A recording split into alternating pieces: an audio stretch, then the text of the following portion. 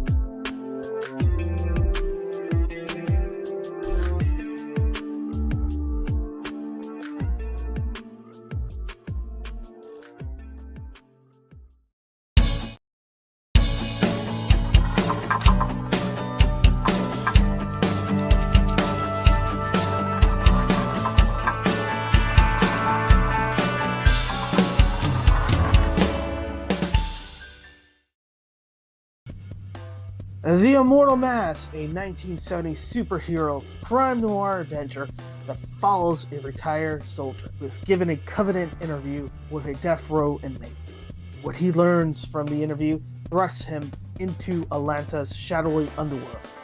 He'll have to utilize his military training to survive from being hunted for the information that could topple the most powerful ruling class in the city. This is not a pre-order or a crowdfunding campaign. Get your books now at denali's.com.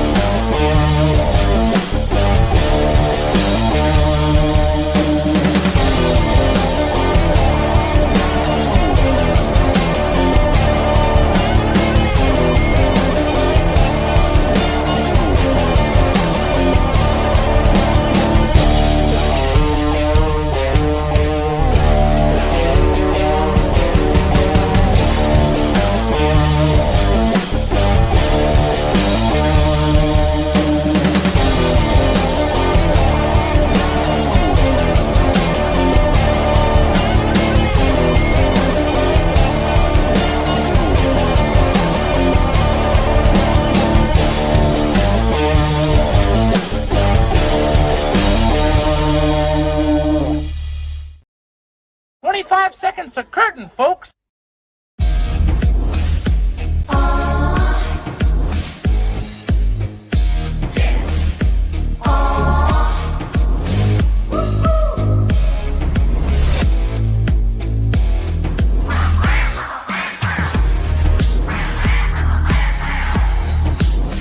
Your favorite podcast, it's Critical Blast. Ladies and gentlemen, Mr. Michael and Charlie Rosen.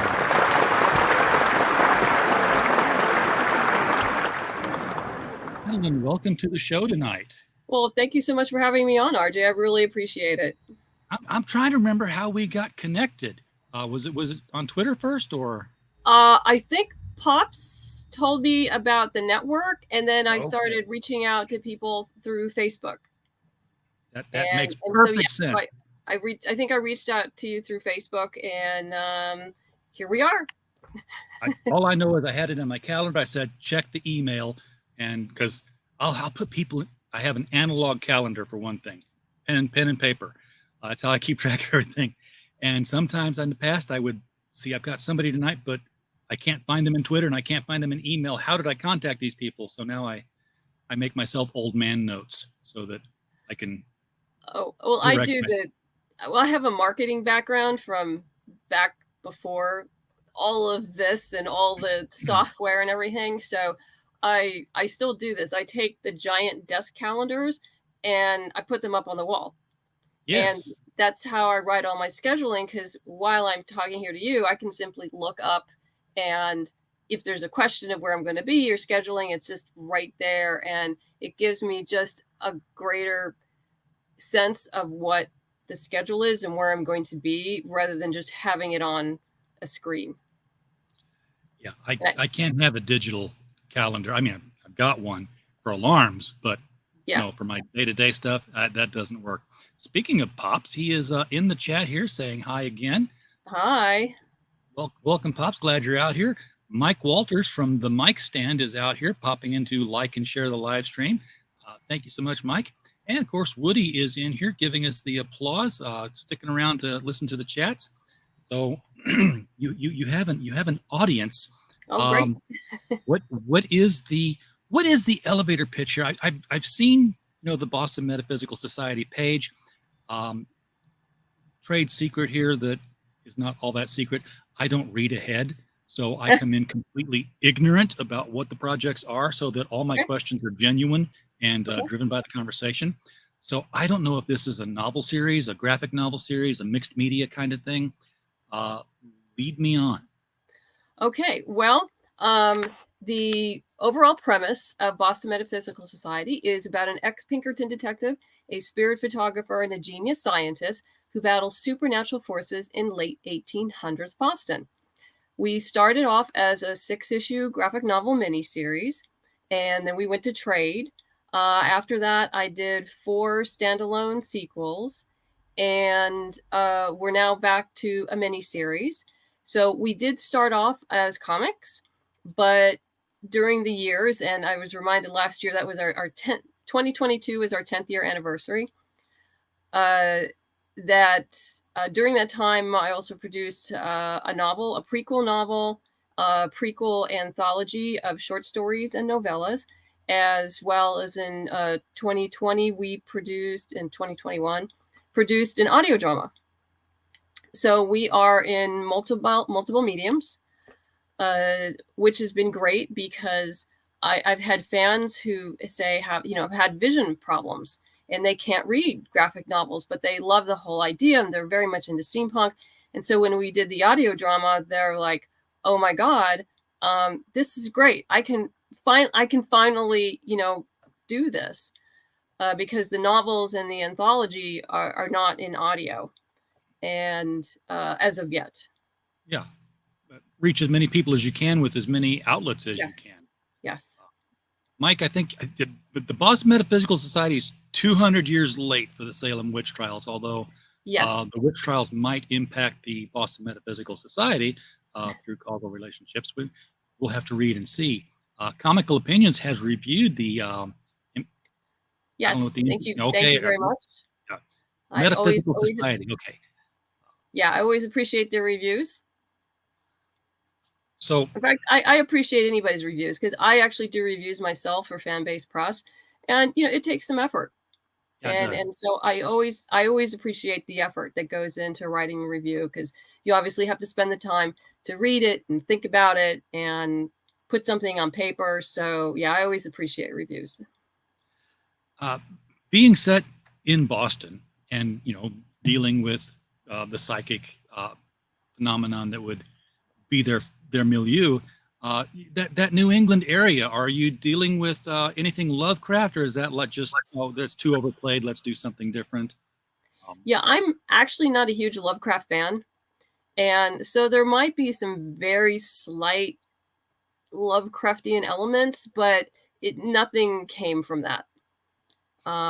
This is more of a steampunk-ish alternate history, and so I've basically reconstructed the United States in the Boston Metaphysical universe is called the Great States of America, and the turning point was the War of 1812. So what I did was, on the political side, we actually lost the War of 1812, though The U.S. doesn't like to admit that. And everything started changing then. And because of that embarrassment and lack of control, the powers that be decided to gradually take away voting rights from everyone and centralize it within ruling families. So by the time, well, yes, but by the time we get to the late 1800s, the great states of America are actually a parliamentary oligarchy that is run by industrial families, and it's very class delineated. So it's been very interesting. I have a degree in politics and screenwriting and a bunch of other stuff, but it was fun to just, I love history and science fiction. So this brought all of that together in one world. Yeah, and you can do a lot with politics as the science of a science fiction novel, and not have ray guns and spaceships and what have you. Some of the better YA novels I've read, Jennifer Government by Max Berry, a great science fiction novel, not a bit of over-the-top science technology in it.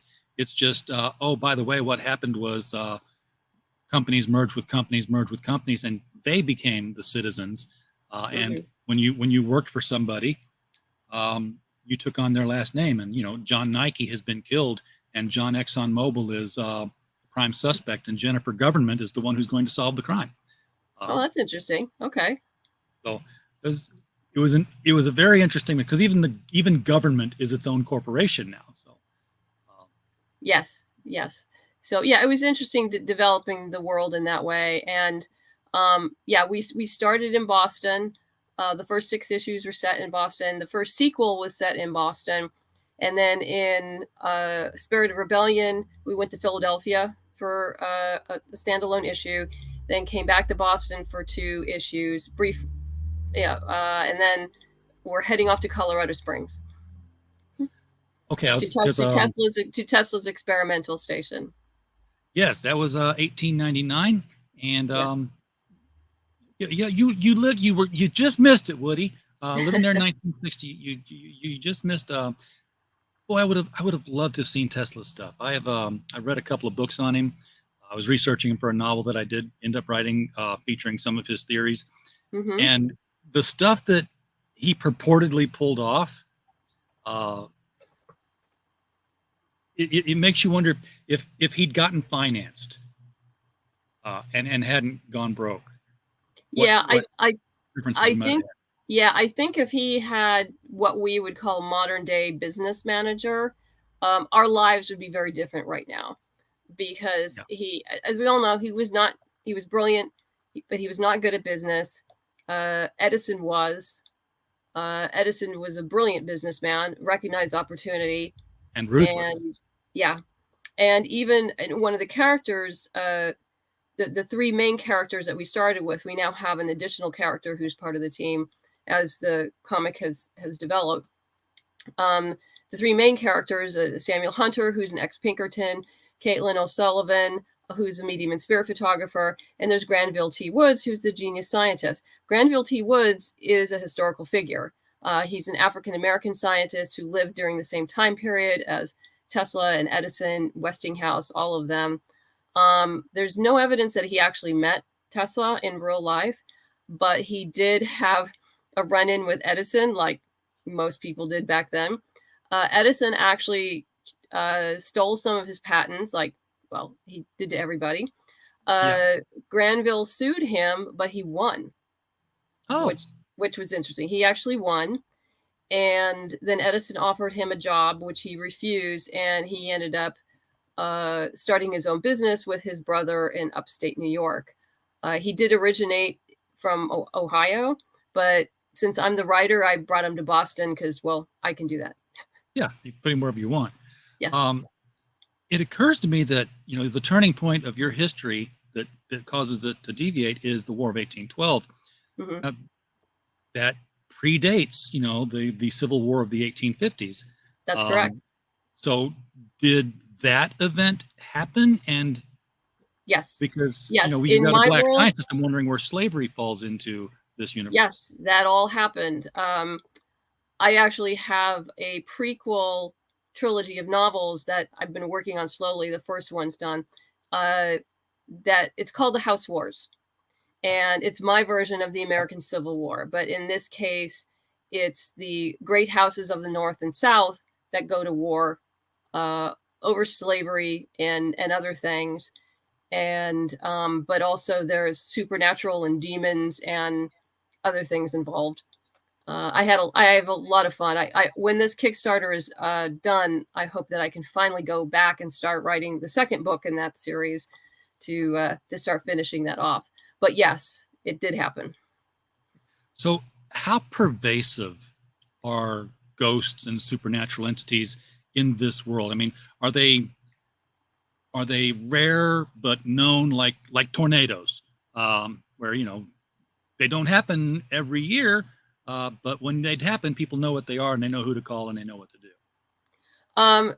They are, well, demons are extremely rare, and I do have demons, but they're not demons like you see in Buffy or someplace like that. They're not there's no hellmouth, there's no religious connotation to them. They are simply a sentient species that evolved alongside us and away from us and are much older than us. Okay. And there is a psychic connection between them and people like Caitlin who have a psychic ability. Ghosts, not everyone, mediums are rare. Most people can't see ghosts. They have no idea that they're there, but it's the few people like Caitlin and others like her who have varying degrees of abilities. And, some can actually talk to them. Some can only sense them through a number of events that happen in Caitlin's life. Her abilities are growing. And so there's been an arc throughout this whole thing as she's learning to deal with her abilities and what that means for her and her relationships and for the team and the world around them. So if the ghosts can't be seen, are there somewhere between ghosts and demons things that do have a physical impact on society? I mean, what would cause somebody to, get on the horn and call the Boston Metaphysical Society and say, come help? Oh, there just could be, like you could have your servants are being possessed by a ghost. And so you would bring them in. Something odd is happening in your home and you would bring the Boston Metaphysical Society in to help you resolve it. That is their main source of income is this kind of detective work. And then sometimes the issue has nothing to do with the supernatural at all. And so people just think it is. And they discover no, in fact, it's just, someone's just trying to con you or dupe you or something like that. Yeah. And that would be, and I'm not trying to pigeonhole people into your world. This is your world, but I'm unfortunately also a writer. And somebody tosses their world in front of me and I'm like, does it do this? Can we see this when this person shows up? But I'm thinking of Houdini and Arthur Conan Doyle and the relationship they had. And, Conan Doyle was a big believer in the metaphysical, and Houdini was one saying, no, they're just trying to take your money. Yes. And would prove it. Yes. So I'm aware of that. I actually have Houdini in the first 6 issues, and he, in fact, does believe, because it's just a normal part of the world. Yeah, you would have to in this. Yeah, right. He does. But he's kind of the humanizing. There's a big bad in the original 6-issue miniseries, and Bell, Edison, Tesla, and Houdini band together to try to figure out how to stop whatever's happening. And it's Houdini who realizes that they actually need help. They need someone who can see outside the box, and they bring in Samuel and his team. That is a League of Extraordinary Gentlemen right there. Yeah, it does have a League of Extraordinary Gentlemen vibe, definitely. Yeah, I love that them as a team. That's a show I would watch. If if we could have that together. This does absolutely sound very fun. Mike says, it sounds like in your world, the demons are more like those from Yu Yu Hakusho, which if you don't know it, I don't know it either. But I presume that's anime. Yes. I'm not familiar with it. Yeah. So, I'm not either, but Mike is the clearly Mike is. Mike knows. Yes. He is savant level on anime and manga. He has them all memorized, I'm sure. So I was going somewhere and I forgot. I got derailed. Darn it. Tell you what, it's a good time to just bring up the crowdfunder and show where we're at. 15,339 right now. And by the way, folks, the link to this crowdfunder is immediately below the video you're watching on YouTube.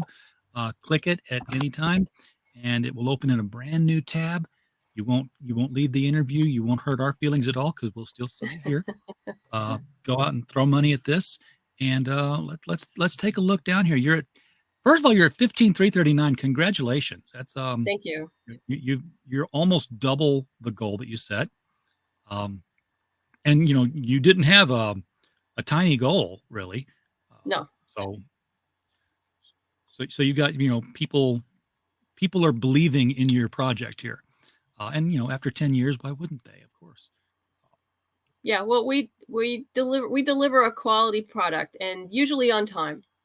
Every once in a while, there's been delays, but not much. So this project is for 2 graphic novels. It's for the 2 first issues of a 4-issue miniseries. Okay, and as it says here, they'll be between 26 and 27 pages. So standard comic book size. And wow, look at the cover on this thing. That's by Angela Wu. Those are our 2 main covers. That's issue 1, and then below that is issue 2. I love this because it's like robot ghosts. This whole steampunk vibe, but you can tell that they're, not physically manifested, but it's gears. It's like how do you have a robot ghost? I want to find that out. And you will if you read the comic. Yes. Steampunk is something that it's always had this cool look to me, but I've never really known what all it was about. I know that it's in the past, but the technology is future, but it's all based on what they had in the past. So clockwork and steam and what have you. Yeah, you could a simple definition would be Victorian steampunk, Victorian science fiction. Yeah. Jules Verne kind of stuff. Yeah, absolutely. And I actually have a full new team for this series. Elizabeth McKedza is doing the interior art and Katie Brown is doing the coloring. So yeah, you can see the first 3 pages here. This almost has a painted look to it. Yeah, Katie's done a great job. I mean, everybody has. I couldn't be happier. And we even without the word balloons, we can see that she's sensing something. She's reaching out. The cup is levitating, and then it drops. I don't know why. I don't know if she did that or if she sensed something else doing it. You got to read it to find out. Read it. And then, of course, Airship. No steampunk novel is complete without your zeppelins, your hydrogen-filled balloons. Yeah, this is the first time I've had a page where it's just an airship. In previous comics, they're always in the background. They're just simply part of the world. But that's how they got to Colorado Springs. And landing at Palmer Airfield. Is there you picked a name, so there must have been something that caused you to pick that name. Yeah, actually, the Palmer in real life, the Palmer family basically founded Colorado Springs. I want to say that was almost like a spa thing, but I'm probably thinking of somebody else. I think I'm mixing it up with Kellogg. So, if you're new to the Boston Metaphysical Society, what's your best introduction? That is volume 1, which contains our original 6-issue miniseries with art by Emily Hugh. That cover is by Roberta Ingranata, who's currently doing Doctor Who for Titan Comics. And it also contains an exclusive 10-page story called Hunter Killer that you'll only find in that trade paperback. So that's the beginning, essentially. And that describes 156 pages. Correct. And then we have below that, Volume 2, which contains all of our standalone sequels, all 4 of them, plus an additional 10-page story, also done by Roberta Ingranata, and with a cover by Marguerite Sauvage. This, I know there's horns up here, so this has to be some kind of demon, but it's got a very Max Schreck, Nosferatu look to it. And so, yeah, Gwen Tavares did the art for all of the sequels. And this is our issue 1 variant cover by Rio Burton. It's not a, when you first glance at it, it's not an action comic cover like you're expecting it to be for something that's going to sell specifically at first issue. But when you stop and look at it, she's coated in lightning. And she's just standing there, and that's a power in action all its own. Because of course it's all. I almost said Wardenclyffe. Wardenclyffe wasn't in Colorado Springs, was it? That was in New Jersey. Yeah, that's what I thought. Yeah. The experimental station was only there for like a year or so. It wasn't there very long. And our for our issue 2 variant cover is by Steph C. I do introduce a new character. By the name of Mai Hui Chow, who's from the Great House Chow in California. So we're expanding the universe, introducing the readers to different aspects of what the country looks like, the politics, with some of actual historical incidents kind of peppered in. And but one thing that is different that I did change is at one point in our history, there was a thing called the Chinese Exclusionary Act, which prevented the Chinese men could come in, work the railroads and the mines during this time period, but they wouldn't allow the families because they didn't want the Chinese to become entrenched in this country at that time, for the obvious racist reasons. Yeah. And so what I did was like, what if that never happened? What if there was no Chinese Exclusionary Act? What would California look like?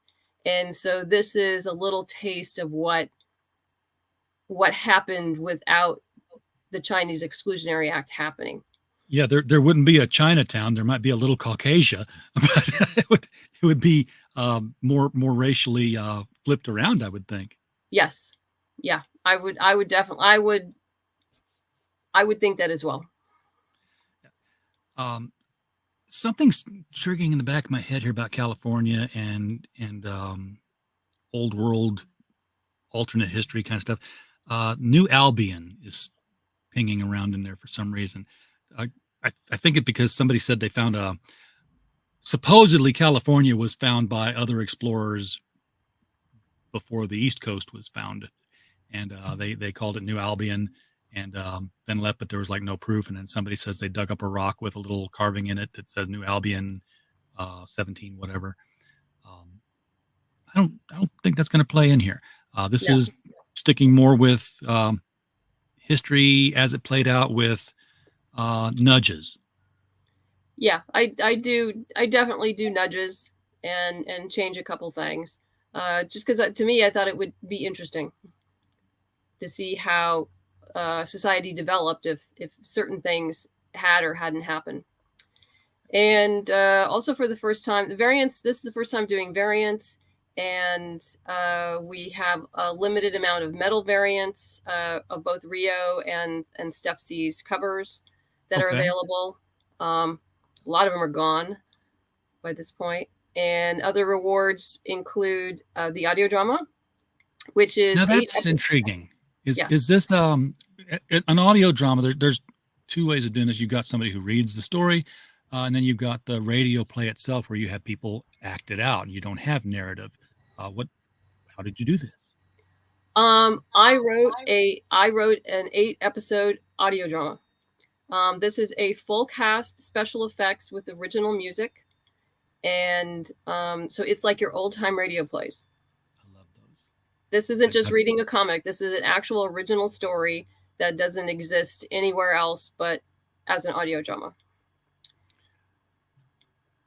Oh, you've got a Tesla coil lapel pin. I am so in. Yeah, Alejandro Lee designed that. He did a terrific job. And when it gets made, that's the proof, of course. But they do.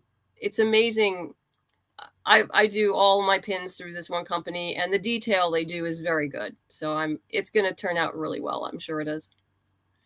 It looks fantastic. And you got more. You got a whole lapel pin set. You've done these before. I have a tradition of doing a new pin every single Kickstarter. And I have people who collect all of them. Well, yeah. And there are some that don't even exist anymore. There's like our old owl pin, which I don't have anymore. And certain others that when they go, they go. But yeah, we do have a reward tier where you can get the full set of pins if you're into pins. So when you go to conventions, every new issue, your jacket gets a little heavier. That is correct. Yes, that is correct. Or whatever you pin them on. For me, it's a hat. And that continues. You got more stuff. Yeah, that is the cover of our prequel novel, A Storm of Secrets. Now this is prose novel, folks. That is a prose novel, yes. That is a prose novel. And that is our prose anthology of short stories and novellas. That's actually our second edition. That's actually our second edition because I needed to refresh the cover and do editing, and so yeah, it needed to be refreshed. It was time.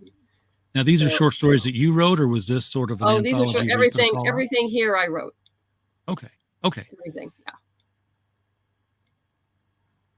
And of course, you got the reviews, the story behind the story, the money. No one. Once it leaves our hands, we don't care where the money goes. It as long as a product comes back to us. So, of course, you can pledge without a reward, but if you're going to give $10, give $10 and get something. Oh yeah. We have some we have very affordable rewards. And if you want to scroll down more, we've actually made our first 2 stretch goals on the other side, rather. Yeah. Over here. Okay. Usually when I see this part here, I'm like, hey, we're done. Yeah. I'm doing Kickstarter add-ons, actually a limited amount. So those are what you can get. And I'll do backer kit later on as well. But yeah, you can add on the variant covers, metal covers, the CD, and the Tesla coil. If you happen to say like want an all books package and the lapel pin, so you can do that. So you can pick and choose the combination. I just realized that this is a physical medium CD, and to show my age, I almost said, folks, you can take it and listen to it in your car. Like you can't do that with. No, you can't do that anymore. There's some people who do have CDs, CD players. Yeah, I've got one. I've not used it in this car in the 3-4 years I've had it. I was like, I just noticed it the other day. In fact, I'm like, what's this? Oh, I've got a CD player. Yeah, it's kind of a shame because the CD has WAV files and the sound is so much better than MP3. Yeah, but it really is. I understand. Like it's just people who talk about vinyl now. Oh, yeah. Vinyl has a whole different sound quality to it. So I'm looking for the stretch goals here, but they're keep going. Yeah, keep going. Stretch goals. Here we go, and we've reached this one. We made the first one, which is 6 digital indie comics. It's a comic bundle. It's our first comic bundle. You are in league with the fine folk over at Silverline, I see. I am. As well as some other people, but definitely Silverline. And I did not know there was such a thing out there as the spider squirrel. So it's very clever what Charlie did there. The spider squirrel. Yeah. I have to check that out. I'm very familiar with Cat and Mouse, and Kalis is I can't recommend it enough. The others are things I'm going to have to learn on Stretch goal number 2 also reached. Yes, we also reached. It's our 2 magnets. Alejandro Lee also designed those, and I've done magnets before, but I said let's do something more bright and colorful, and so we did. And so I think these are gorgeous. And it's kind of funny because people have I didn't do magnets till I guess a couple Kickstarters ago, and people love them. Oh yeah. Yeah, I mean, we used to love stickers, and then we put them all on our laptops, and then we realized our laptops died. So I've graduated to I love magnets because I can put those in my fridge, and if my fridge dies, I can take my magnets off. That's right. Those and put them on the next one. Stretch goal number 3. Yeah, stretch goal number 3, which I just posted maybe an hour and a half ago. We have another digital comic bundle. Oh, see, and now you're reaching out to my friends over at Miskatonic High. Mike and I talk. Yeah, because after his crossover with Lovecraft PI, Miskatonic High and the Metaphysical Society could ostensibly meet through time. They've done it before. It's entirely possible. No, Mike's great. We talk about Kickstarters, and we talk about a lot of stuff. He's been great to bounce ideas off of. Yeah, they're one of the few people out there who have done the Kickstarter crowdfunding route and regularly produce content like clockwork, which was always the bugaboo of crowdfunded comics. Is like, okay, do I have to wait another 2.5 years for the next issue? No, they're like every 3 months they got one out. Yeah, I'm just amazed he can do that. So I all I can think of is he's got his artist kit, trapped and chained in his basement. That's the only thing he can. They put a bunch of issues up front. They did like 5 before they released one, and so that was smart. That was smart. Yeah. So he had buffer. Vic wanted to put that CD on his record player. You can do that. I don't know what it sounds like. You get better sound out of a frozen pizza, which, if you get that joke, you're old like me. It's a Funky Winker Bean joke. What are you saying? General Palmer built a nice place for society wife Queen Mellon to move out west. Retired Civil War general, returned railroad man. So that's what he was doing out there. Yeah. He was part of the whole railroad industry at the time, now, which is why I picked the name. So this is a steampunk novel. So I would expect. Well, I wouldn't expect a steam locomotive. I would expect something cooler. I don't know yet. What is the high level tech, or is it not high level tech, but potentially high level tech? Like you talk with Tesla, you're talking the real stuff, and people think it's steampunk.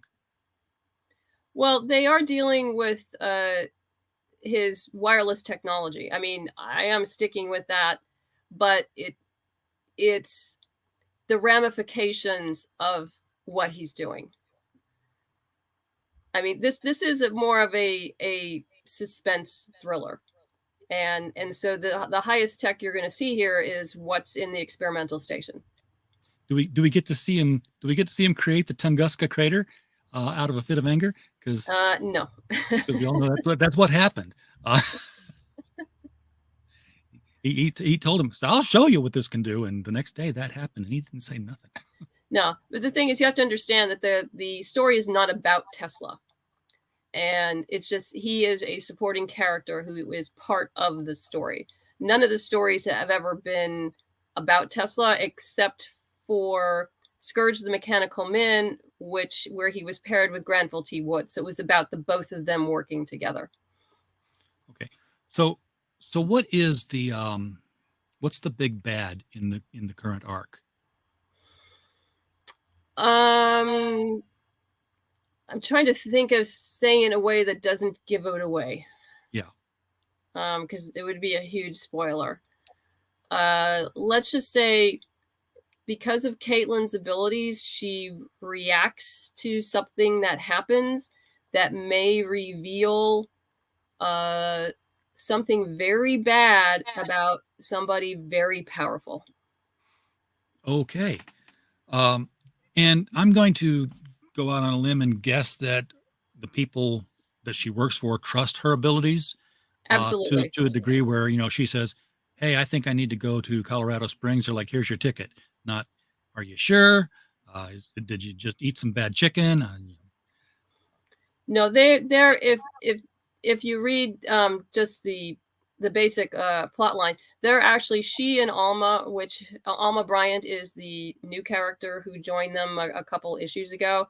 They're both wanted for sedition, and so they are fleeing the East Coast. And the only safe haven they have right now is Tesla's experimental station in Colorado Springs. So that's what sends them there. Okay. Sedition, that's, for folks who don't know that word, that's not quite treason, but it's, a hop, skip, and a jump from there. It's you're writing things against the government, as I recall. Yeah, she and Alma have been working as union organizers and to organize the workers, and the great houses are taking a very dim view of that. Yeah, in an oligarchy, that would be considered treason and against the government, sure.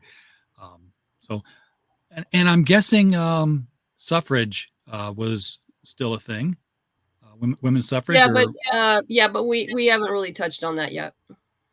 Okay, because they're in respected positions who they work for, so. That's, women didn't work in a lot of places back in the late 1800s that weren't, menial labor jobs.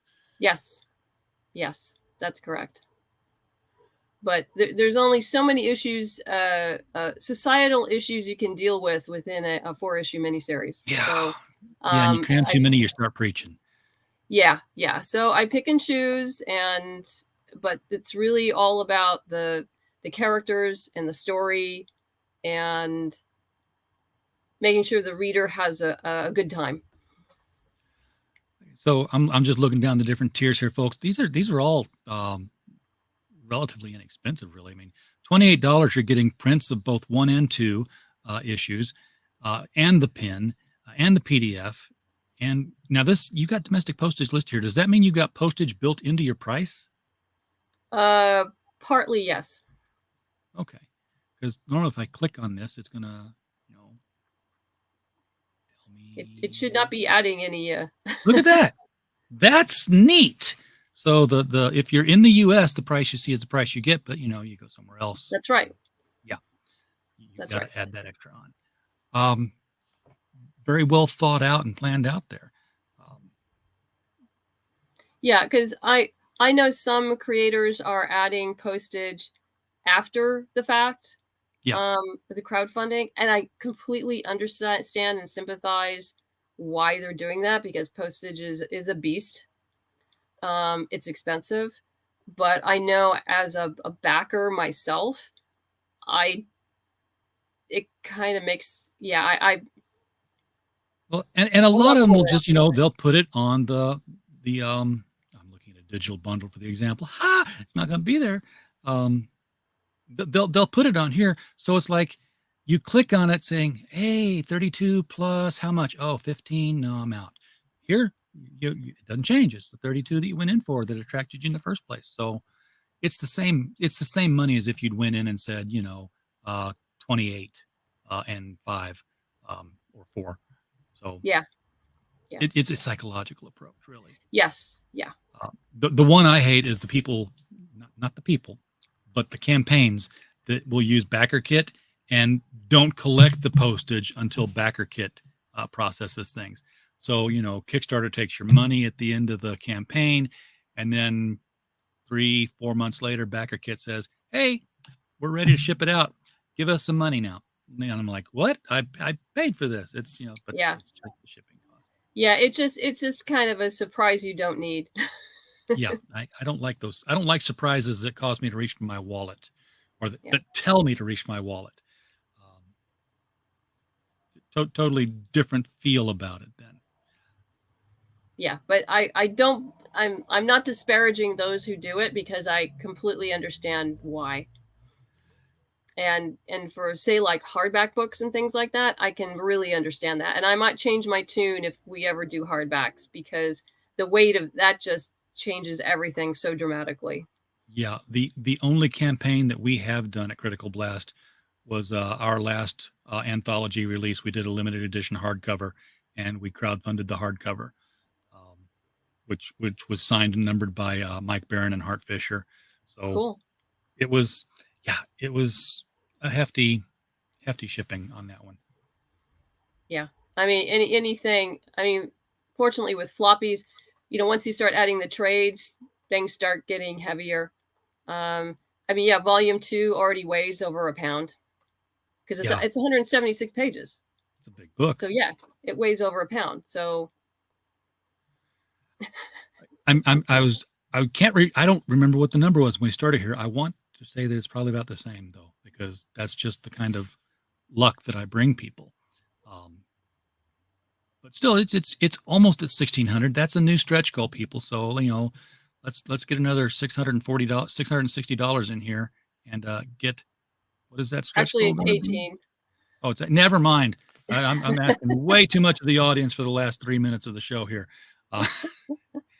I know my audience and I know their pocketbooks. So no, I know we'll get there. We'll get there. This has been going on for a while. And you've got what, was it a 4-issue arc that you're working on, or a 6? 4. 4. But what's beyond that? I mean, do you have a roadmap, or do you just say we get this one finished and then fly by the seat of your pants for the next one and say, okay, what will be cool next? Well, no, I do have ideas for the next one. Nothing definitive yet. But I don't want to give that away because that's going to spoil the ending of this. Yep. You can't, you can't say, hey, in the next movie, Luke's going to come back and have a duel with his father on the Death Star. Yeah. Because people that, be like, that would what? be, that would be rude. Exactly. Vic is confirming bank balance 0. Why are you here? If your bank balance is 0, dude, come on. You gotta have $22 hanging around. Throw 10 at it and get the digital. Come on. Read those on your. You get 2. Actually, for the $10, you're not only getting the first 2 issues, but you're getting the additional 6 issue, the PDFs from the stretch goal bundle. Oh. So you're getting that on top of that, and then and I anticipate we'll make the next stretch goal, then you'll be getting 6 more after that. So you're getting 14 comics for $10 here. Come on. I can't even do the math. That's like $1.40 a comic. Other way around. I'm not doing that math. It's too hard to do in my head while I'm not into my beer. I usually have an adult beverage in my hand, but for whatever reason, I did not plan. Show was starting. I'm like, I'm stuck with water. So you have sober RJ tonight. Okay. He's a little less fun. Yeah, I didn't know if you wanted to run the video or not. You drive. You tell you what, the video at the top. Yes. Yeah, I will do that. Let me to do that. I have to stop the screen and then share it again because I didn't click the sound. Because like the first 45 seconds is my talking head, but then we have the trailer. Oh well, then I should have just downloaded it. Normally, I download them, the videos, and steal them and embed them into StreamYard. But like you said, it was talking head. I'm like, oh, this is one of those, and I'm going to ask you those questions. So I didn't prepare. I should have watched the whole thing. I told you I come in as blind as possible. So here goes, folks. I'm going to play this and enlarge it. Hi, my name is Madeleine Holly Rosing, and I'm the writer-creator of the steampunk supernatural series, Boston Metaphysical Society. Welcome to our Kickstarter to print issues 1 and 2 of our brand new 4-issue miniseries, Mystery at Pike's Peak. If you're not familiar with the series, it's about an ex-Pinkerton detective, a spirit photographer, and a genius scientist who battles supernatural forces in late 1800s Boston. Our new story begins as our team flees the law in Boston and arrives at the only safe haven they can find, Tesla's experimental station in Colorado Springs.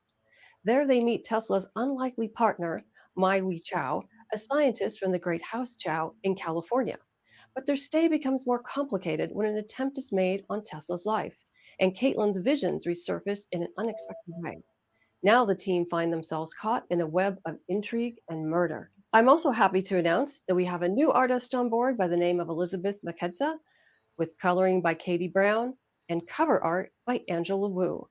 And for the first time ever, we'll be offering variant covers by Rio Burton and Steph C. If you're new to the series, don't worry, as Volume 1 and 2 will be available in both print and digital versions. We'll also have a brand new lapel pin depicting the Tesla coil and special limited reward tiers, which include our audio drama, The Ghost Ship. The best part is that the first issue is done and the art for issue 2 is halfway completed. So please be sure to check out all of the reward tiers and pledge today. Thank you in advance for your support.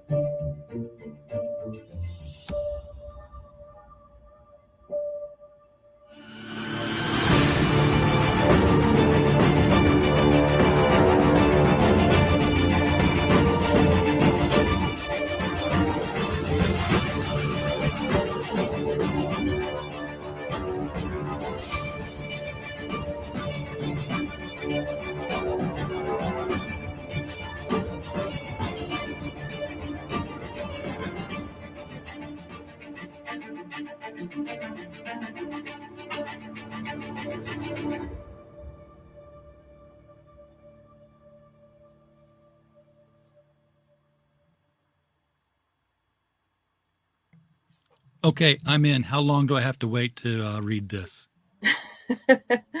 Delivery is in August, hopefully sooner. August of this year. That is correct. 5 months. Okay, that's workable. So this campaign is 23 days left to go on it. I almost asked the silly question: are you going to extend it? It's Kickstarter. You don't get that option. No. Are you going to hop with it though? Because some people do Kickstarter and then hop over to Indiegogo and collect some money there. No. When I'm done here, I'm done. Okay, get it done here and then focus on product. Yeah, finishing everything, proofing everything, getting orders in, all of that. Yeah. So how far along is it in production right now? Like I said, I'm actually proofing issue 1 right now. There's just a couple little edits that my pre-press we need to do. Elizabeth is working on issue 2. She did get held up because she was ill, so she's a little behind than what I would like, but it's happening. And Katie, basically, as soon as Elizabeth finishes 3 pages, Katie is coloring them. So they're being colored almost simultaneously. Okay, so number 1 has not appeared in a previous Kickstarter. Usually when I see issues 1 and 2 or issues 1 through 3, they're really saying, hey, issue 3 is the new one. 1 and 2 we've done before, but you can still get them. You got 2 brand new books that are being marketed together. That fact had escaped me. So, these are brand new. And, the Kickstarter is to help fund everything. Obviously the printing is the main thing, but also to help pay the help. Yes. Pay my fabulous artists and colorists and letterer and pre-press guy and get it all done. Yep. They do like to be remunerated for their services, folks, or they won't do it again. And they deserve it because, they're working hard. This is their livelihood and they do need to eat. Yeah. Vic, I agree. Starting with 2 books is a good idea, especially if they're like 25-page average size books. Get you some, lengthy read out of your time and investment. So good deal overall. All right, Madeleine, thank you so much for coming on the show tonight and introducing us all to the Boston Metaphysical Society. I'm hitting the back of this project as soon as I log into Kickstarter. Apparently, I'm not logged in. How did that happen? They log you out automatically, I think. Oh, that's silly. I didn't want them to do that. I'm glad I wasn't logged in anyway, because apparently the projects they recommended for me start with Steamy, an NSFW graphic novel. That would have been great to show on YouTube right there up front. So I'm in. I'm going to be checking this one out. I'm going to be. I definitely recommend everyone else take a look at this. Folks in the chat, share this out. Let more people know what Madeleine's doing. Again, when I say share it out, I don't mean for my own counts. That's if it happens, great. But this is the way to get Madeleine's work in front of other people. If you know some steampunk fans, say, hey, go check out the video. Let them, see. In fact, you can just bypass the video, take the link below, and say, hey, go check out the Kickstarter. See, I take myself completely out of the equation that way. Well, thank you so much, RJ, for having me on the show. I really appreciate it. Glad to do it. I hope you will come back. Well, I'm hoping if everything production-wise works out like I wanted to, that I will be back on Kickstarter in the fall with the issues 3 and 4 to complete the whole arc. That's my plan. I hope that we will see you here when that happens. Absolutely. Everybody in the chat, thank you so much for being here. We don't have a show without you. I will remind you that in 2 minutes over on the mic stand, Mike Walters is going to be hitting up the niche news of the day, everything in comics, manga, and professional wrestling. So do go over there and hit that up. And as always, while you were here, I just hope you had a blast. Good night. Thank